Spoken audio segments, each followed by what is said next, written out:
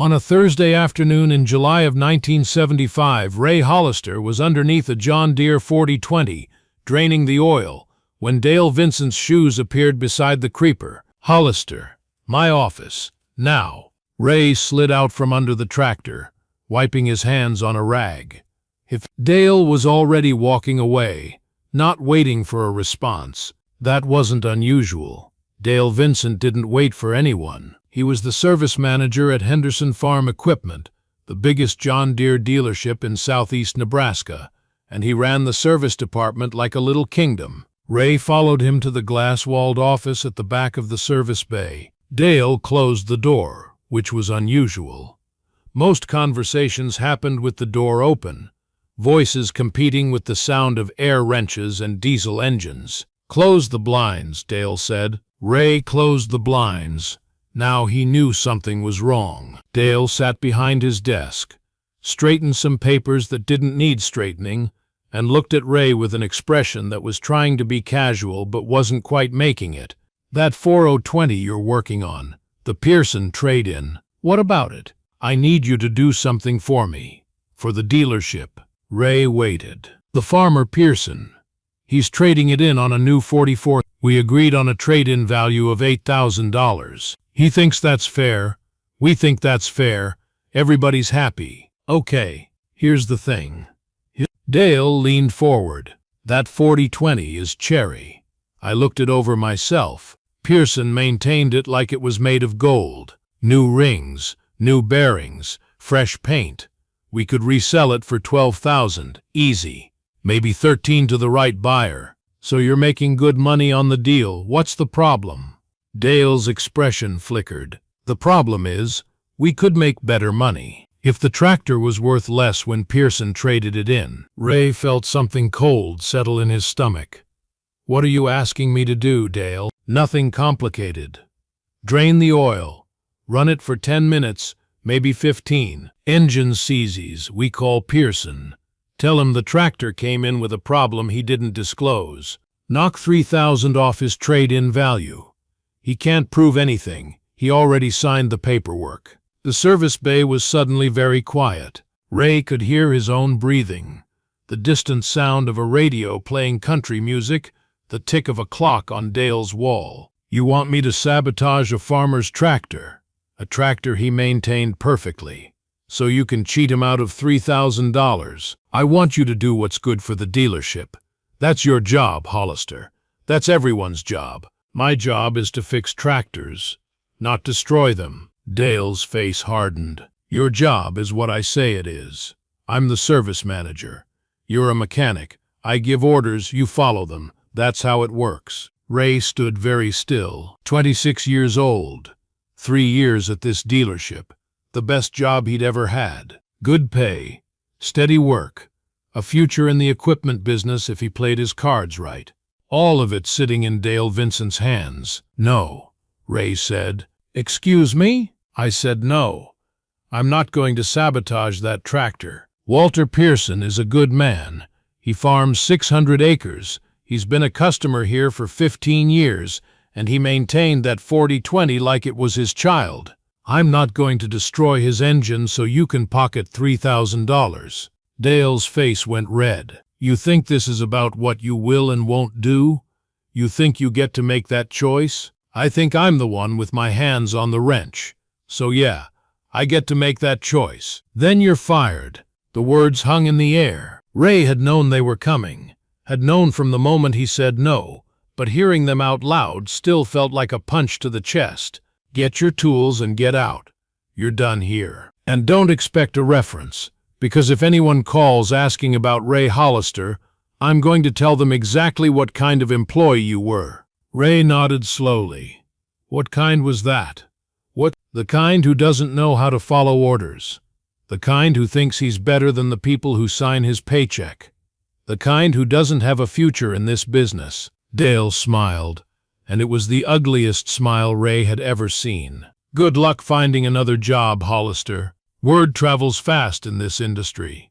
By the end of the week, every dealership in the state will know your trouble." Ray walked out of the office, collected his toolbox from his station, and left Henderson Farm Equipment without looking back. Behind him, the John Deere 420 sat in the service bay, engine intact, oil undrained. He'd saved the tractor.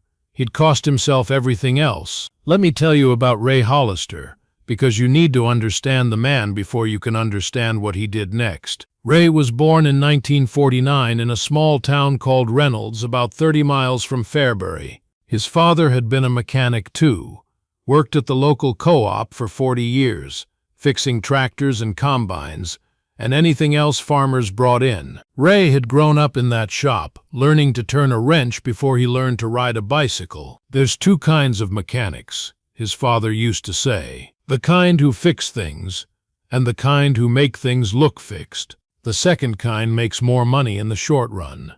The first kind sleeps better at night. Ray had always been the first kind. He took pride in his work, not just in getting things done, but in getting them done right. When a farmer brought him a sick engine, Ray didn't just treat the symptoms. He found the cause. He fixed the actual problem. And he charged fair prices for honest work. That reputation had gotten him hired at Henderson Farm Equipment in 19... Henderson's was the biggest dealership in the region, and working there was considered a step up, better pay, better equipment, a chance to work on the newest John Deere models. Ray had been proud to be there. But Henderson's had changed in the 3 years since he'd arrived. The old owner, Merle Henderson, had retired in 1973 and sold the business to a group of investors from Omaha. They'd brought in new management, people like Dale Vincent, who cared more about margins than machines, more about profit than reputation. Ray had watched the changes with growing unease. Corners being cut, parts being replaced unnecessarily, service intervals being shortened to bring farmers back more often. Little corruptions, each one small enough to justify, all of them adding up to something rotten. The 4020 was just the latest, and the worst. Now let me pause here and ask you something. What would you have done in Ray's position? You're 26 years old, you've got a good job, and your boss tells you to do something dishonest. You know that saying no means losing everything. You know that saying yes means betraying everything you believe in. Most people, when they're honest with themselves, admit they'd probably follow orders. They'd tell themselves it was just one tractor, just one farmer, just one time. They'd cash their paycheck and try to forget. Ray Hollister couldn't forget. His father had raised him to be the kind of mechanic who sleeps well at night. That man couldn't sabotage a tractor and ever sleep well again. So he said no. And he paid the price. Let me tell you about the next 6 months, because those were the hardest months of Ray's life. Dale Vincent made good on his threat. By the end of the first week, every equipment dealership in southeast Nebraska knew that Ray Hollister was trouble. The story Dale told wasn't quite a lie. He said Ray had been fired for insubordination, for refusing to follow orders, but it was close enough to a lie to destroy Ray's chances. No dealership would hire him. They'd call Henderson's for a reference, hear Dale's voice dripping with contempt, and suddenly the position would be filled or on hold or not quite right for your skill set. Ray tried the co-ops. Same story. They all bought equipment from Henderson's, and nobody wanted to hire someone Dale Vincent had blacklisted. He tried independent shops. Most of them were one-man operations, barely making enough to keep themselves afloat. No room for another mechanic, even one who worked for cheap. By October of 1975, Ray was doing odd jobs, fixing cars at a gas station, helping a neighbor replace a roof, anything that paid cash. His savings were running out. His apartment was getting harder to afford. And every day he wondered if he'd made the right choice. The worst part was the doubt. Maybe Dale had been right. Maybe that's just how business worked. Maybe being honest was just another word for being stupid. Then, in November, something happened that changed everything. Let me tell you about the letter, because that's where the story turns. Ray was eating dinner alone in his apartment. Canned soup, toast, the kind of meal you make when money is tight, when there was a knock at his door. He opened it to find a man in work clothes, holding an envelope. "You Ray Hollister?" "Yeah, I'm Jim Pearson, Walter Pearson's son." Ray recognized the name immediately. Walter Pearson, The farmer whose 4020 he'd refused to sabotage. I know who your father is. Is everything okay? More than okay. Jim held out the envelope. My dad wanted me to give you this, and to tell you something. Tell me what? He found out what happened at Henderson's, what they tried to make you do and what you did instead. Jim's voice was quiet but firm. Dad said to tell you that he's been trading with Henderson's for 15 years. That's over now. He's taking his business to the co-op in Hebron, and he's told everyone he knows what kind of operation Dale Vincent is running. Ray took the envelope but didn't open it. How did he find out? One of the other mechanics, guy named Tommy Reese. He was in the bay when you got fired. He heard everything. He told my dad. Tommy Reese. Ray barely knew him, a quiet kid, barely 20, who'd started at Henderson's a few months before the firing. Ray hadn't expected anyone to speak up for him, certainly not someone who had their own job to protect. Why would Tommy do that? Because he's decent, and because what Dale did was wrong. Jim nodded at the envelope. Open it. Ray opened the envelope. Inside was a check for $500 and a handwritten note. Mr. Hollister, I heard what you did for me, what you gave up. This doesn't make up for it, but I hope it helps. If you ever need work, come see me. I can't offer you much, but I can offer you honest work with honest people. Walter Pearson, $500, more than a month's wages, from a farmer who owed him nothing except a debt of integrity. Ray looked at Jim, not trusting himself to speak. My dad's not the only one, Jim said. There are other farmers, other people who've had bad experiences with Henderson's, people who got overcharged for repairs, or sold parts they didn't need, or treated like idiots because they didn't know engines. Dale Vincent has made a lot of enemies. He just didn't know it. What are you saying?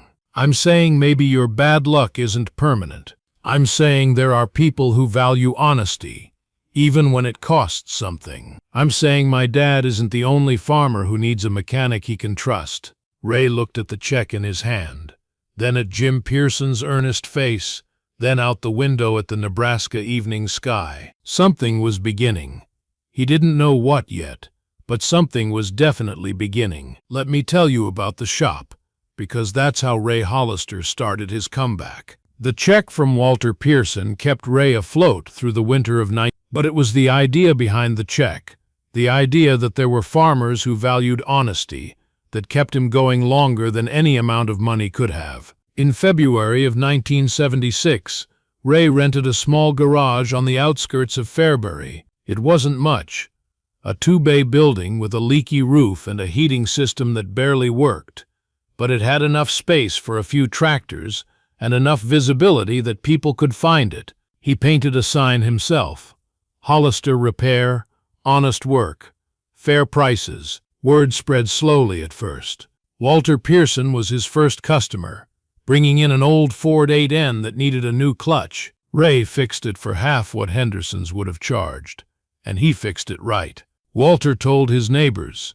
His neighbors told their neighbors. By spring, Ray had more work than he could handle alone. By summer, he'd hired his first employee, a young mechanic named Eddie Cruz who'd been fired from another dealership for asking too many questions about billing practices. Eddie was hungry, talented, and just as committed to honest work as Ray was. By the end of 1976, Hollister Repair had a reputation. Not a big reputation, not yet, but a solid one. Farmers drove extra miles to bring their equipment to Ray because they knew he wouldn't charge for work that wasn't needed, wouldn't install parts that weren't necessary, wouldn't treat them like marks to be fleeced. And every customer Ray gained was a customer Henderson's lost.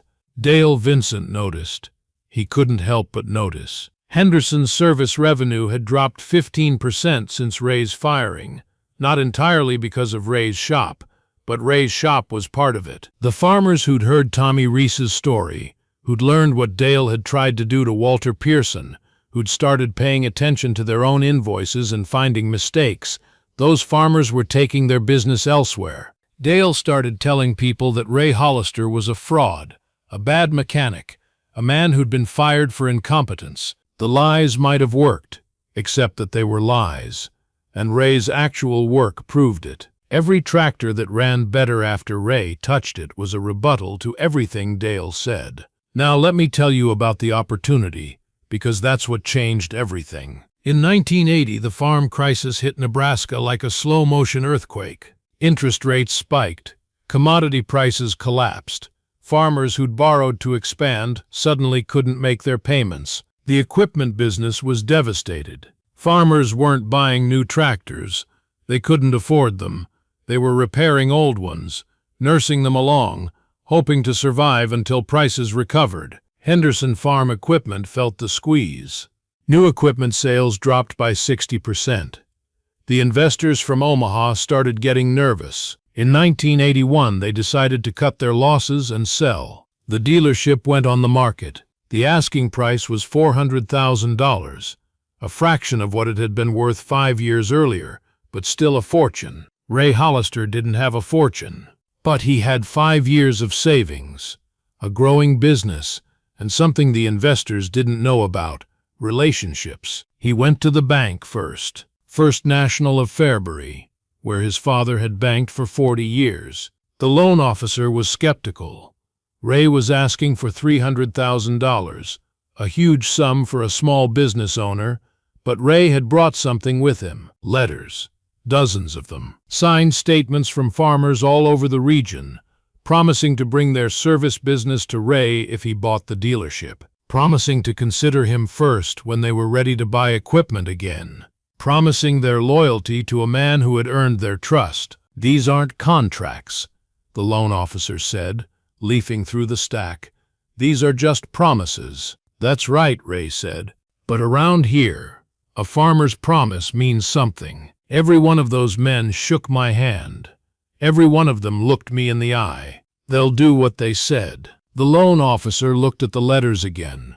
Then he looked at Ray. "You're the one who got fired from Henderson's, aren't you? Back in '75? Ray felt his stomach tighten. Here it came. The old story. Dale's version. The insubordinate mechanic who didn't follow orders. "Yes, sir. I got fired for refusing to sabotage a trade-in tractor." The loan officer's eyebrows rose. "For refusing to what?" "The service manager wanted me to drain the oil and seize the engine. Make it look like the farmer had brought it in damaged. Cheat him out of $3,000 on his trade-in." Ray met the loan officer's eyes. "I said no. They fired me. I've been building my own business ever since." The loan officer was quiet for a long moment. Then he smiled. "My father-in-law is Walter Pearson. He told me this story years ago. Said you were the most honest mechanic he'd ever met." He picked up his pen. $300,000. 20-year term. Let's get the paperwork started. Let me tell you about the day Ray Hollister bought Henderson Farm Equipment, because there's a detail you need to know. The closing was scheduled for March 15th. Ray arrived at the bank early, wearing the same suit he'd worn to his father's funeral 3 years earlier. The investors from Omaha sent a lawyer. The paperwork took 2 hours. When it was done, Ray Hollister owned the building, the inventory, the brand name, everything. Henderson Farm Equipment was now Hollister Farm Equipment, and the first thing Ray did was drive to the dealership and look at the sign. The second thing he did was walk through the service bay where he'd been fired 7 years earlier. The same concrete floor, the same tool stations, the same glass-walled office where Dale Vincent had ended his career. Dale wasn't there anymore. He'd been let go when the investors started cutting costs in 1980, replaced by a younger, cheaper manager who'd lasted about 6 months before quitting. The service department had been running on autopilot ever since, losing customers and money and reputation. Ray stood in the office, his office now, and thought about everything that had happened since that Thursday in July of the firing, the blacklisting, the months of odd jobs and canned soup, Walter Pearson's check, the little garage with the leaky roof, Eddie Cruz, the reputation built one honest repair at a time, the letters that convinced a skeptical banker, all of it leading here. To this room, to this moment. Ray sat down in the chair behind the desk. His desk now, his dealership, his second chance. He had a lot of work to do. Now let me pause here and ask you something. If you were Ray Hollister, what would you do about Dale Vincent? Because here's the thing, Dale was still around. He hadn't left Fairbury after losing his job at Henderson's. He'd bounced around a few months at an auto parts store, a few months at a trucking company, a few months of unemployment. By 1982, he was working at a gas station on the edge of town, pumping gas and checking oil for minimum wage. Ray knew where he was. In a town the size of Fairbury, everybody knew where everybody was. So what do you do? The man who destroyed your career is now pumping gas for minimum wage. The man who called you trouble and said you had no future is the one with no future. You could ignore him. You could gloat. You could walk into that gas station, fill up your tank, and let him see your face. Let him see who won. What would you do? Let me tell you what Ray did. Let me tell you about the conversation at the gas station, because it happened on a Tuesday afternoon in April of 19... Ray pulled his pickup truck into the Sinclair station on Highway 36 and waited by the pump. A moment later, Dale Vincent walked out of the service bay, wiping his hands on a rag. He looked older than Ray remembered. Thinner. His hair had gone gray at the temples, and there were lines around his eyes that hadn't been there 7 years ago. The confident swagger was gone, replaced by the shuffle of a man who'd had the confidence beaten out of him. Dale looked at the truck, then at the driver. His face went pale. Hollister. Dale. They stared at each other. The gas pump clicked in the silence. I heard you bought Henderson's, Dale said finally. Guess you did all right for yourself. Guess I did. Guess you're here to gloat. Tell me how you won and I lost.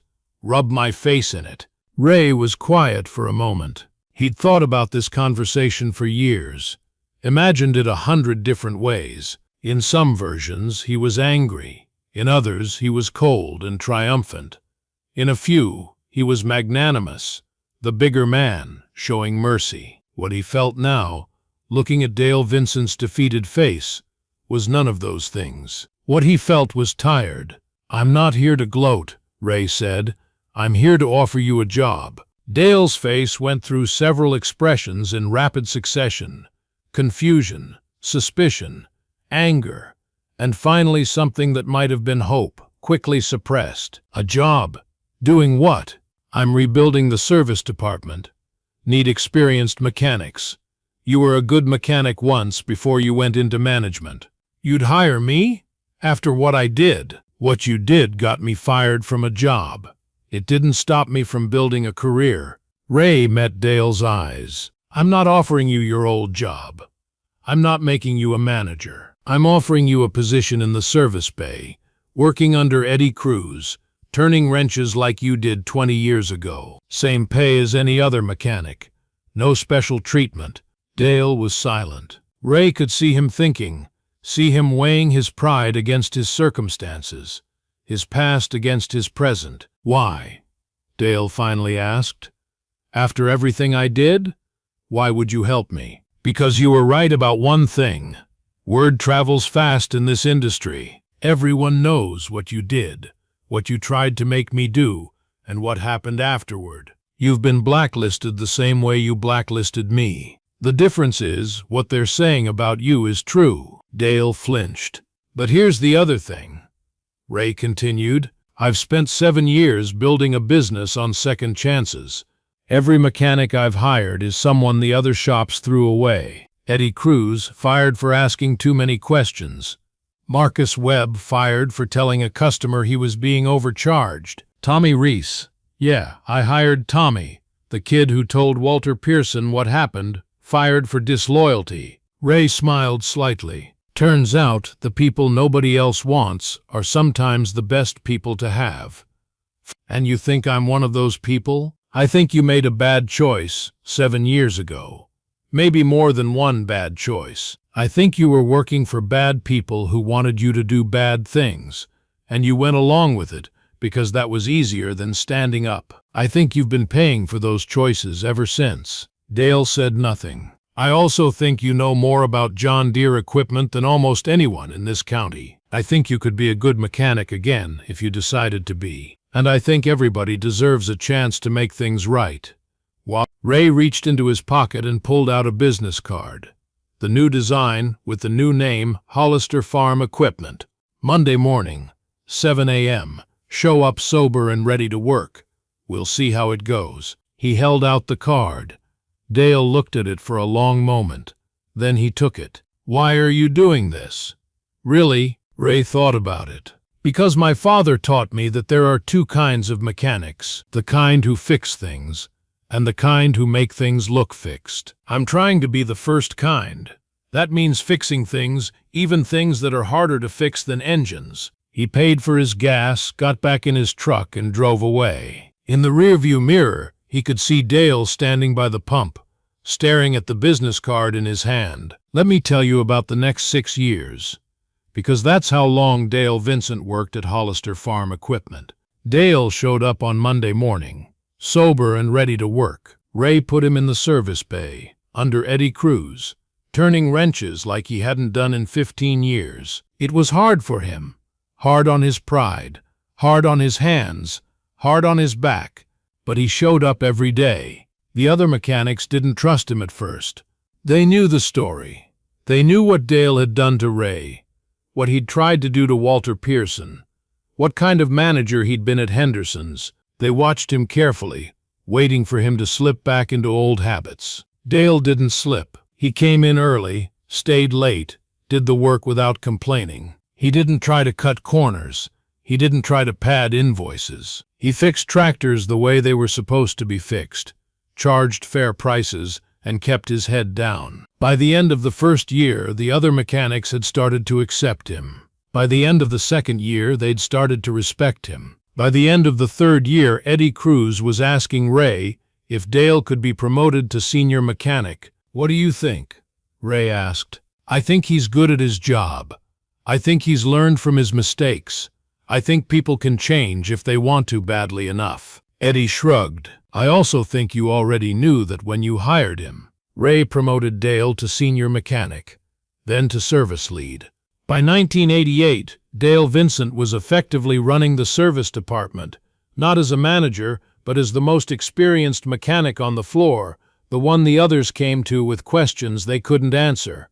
He never tried to sabotage another tractor. He never cheated another farmer. He never gave an order he wouldn't have followed himself. Some people said he was a different man. Ray knew the truth. He was the same man, making different choices. The same skills, the same knowledge, the same personality, just pointed in a different direction. That's what second chances are for. Let me tell you about the VFW Hall, because that's where this story reaches its conclusion. In 1992, the Fairbury Chamber of Commerce held its annual awards dinner at the VFW Hall on Main Street. Ray Hollister was receiving the Business Leader of the Year award, recognition for what he'd built over 17 years, from a fired mechanic to the owner of the most successful equipment dealership in southeast Nebraska. The room was full of farmers, business owners, local politicians. Walter Pearson was there, older now but still sharp, sitting at a front table with his son Jim. Tommy Reese was there, now the service manager at a co-op in Hebron, doing good work for honest pay. Eddie Cruz was there, soon to be promoted to general manager when Ray started thinking about retirement. And Dale Vincent was there, sitting in the back, wearing a suit that didn't quite fit anymore, watching as Ray walked to the podium to accept his award. Ray gave a short speech. He'd never been comfortable with public speaking, thanking his customers, his employees, his family. Then, just before he sat down, he said something that wasn't in his prepared remarks. One more thing. 17 years ago, I was fired from a job for refusing to do something dishonest. At the time, I thought my career was over. I was wrong. It was just beginning. But I didn't build this business alone. I built it with people who believed in second chances, farmers who gave me work when no one else would, employees who trusted me to lead them, even people who'd made mistakes and wanted a chance to make them right. One of those people is here tonight. He was my boss once, a long time ago. He made choices I disagreed with, and I paid the price for standing up against those choices. But later, When his life fell apart, I offered him a job. Not because I'd forgotten what he did, because I believed people could change. Dale Vincent has worked for me for 10 years now. He's become one of the best mechanics I've ever known. Not because he changed who he was, but because he changed what he chose to do with who he was. That's what this award really represents. Not my success, our success. The success of everyone who decided that doing the right thing matters, even when it's hard, especially when it's hard. Ray looked at the back of the room where Dale was sitting with tears running down his face. Thank you, Dale, for proving me right. The room was silent for a moment. Then Walter Pearson stood up and started clapping. Jim Pearson joined him. Then Eddie Cruz. Then Tommy Reese. Then the whole room.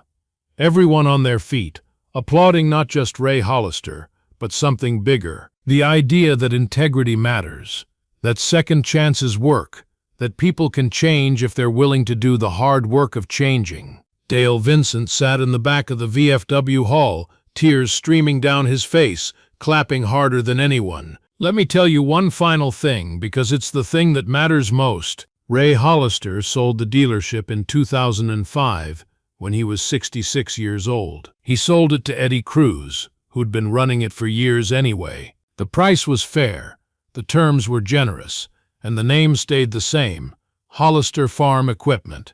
Dale Vincent had retired 3 years earlier, at 69. He'd spent his final years doing what he'd always been good at, fixing tractors, solving problems, getting his hands dirty. He died in 2010, in his sleep, and his obituary mentioned his 23 years at Hollister Farm Equipment without mentioning anything that had come before. Ray spoke at the funeral. He didn't say much. Ray had never been one for long speeches, but what he said was this: Dale Vincent made mistakes. So have I. So has everyone in this room. The difference isn't whether you make mistakes, it's what you do after. Dale spent the last 23 years of his life doing good work for fair pay, helping farmers keep their equipment running, earning back a reputation he'd thrown away. That's not nothing. That's everything. Ray Hollister is still alive as of this recording. He's 93 years old, living in the same house he bought in 1983, surrounded by photographs of family and friends and the business he built from nothing. On his wall, there's a framed check for $500, the check Walter Pearson gave him in November of 19. It's never been cashed. It never will be. Next to the check is a photograph from 1992, Ray at the VFW hall, holding his award, Dale Vincent visible in the back of the room, clapping. Below the photograph is a small plaque with 3 words: integrity, patience, redemption. Those are the words Ray Hollister built his life on. Those are the words he taught everyone who worked for him. Those are the words that turned a fired mechanic into a business leader and a disgraced manager into an honest man. The John Deere dealer fired him for refusing one order. 10 years later, Ray Hollister owned the dealership. 10 years after that, the man who fired him was working for him. Not as punishment, but as proof. Proof that doing the right thing matters. Proof that second chances work. Proof that the best revenge isn't revenge at all. It's becoming the person you were always supposed to be.